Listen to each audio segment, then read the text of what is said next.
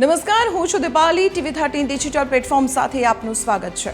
જો તમે પણ અમેરિકા જવાનું કે ત્યાં સેટલ થવાનું સપના જોઈ રહ્યા છો તો આ વિડીયો સ્કીપ કરવાની ભૂલ બિલકુલ ન કરતા, કારણ કે હવે તમારી એક નાનકડી સહી તમારા અમેરિકા જવાના સપના પર પાણી ફેરવી શકે છે.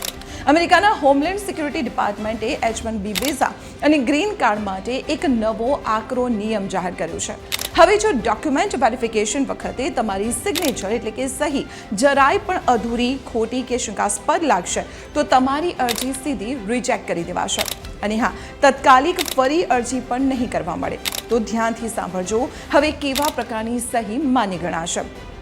પહેલી, માત્ર હાથથી પેન દ્વારા કાગળ પર કરેલી સહી જ સાચી ગણાશે. તેની સ્કેન કે પછી ફેક્સ કોપી ચાલશે. બીજું, ડિજિટલ સહી, કોપી પેસ્ટ કરેલી સહી કે સ્ટેમ્પ બિલકુલ રિજેક્ટ થઈ જશે. અને ત્રીજું, તમારા બદલે વકીલ કે અન્ય કોઈ વ્યક્તિ પણ સહી નહીં કરી શકે. અને ચોથું, કોઈ પણ એપ કે સોફ્ટવેરથી ઓટો જનરેટ કરેલી સિગ્નેચર પણ નહીં ચાલે.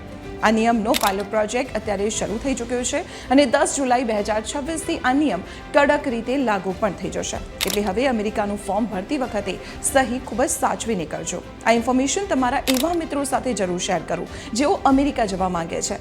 અને આવી જ મહત્વની અપડેટ્સ માટે જોતા રહો TV13 ગુજરાતીનું ડિજિટલ પ્લેટફોર્મ.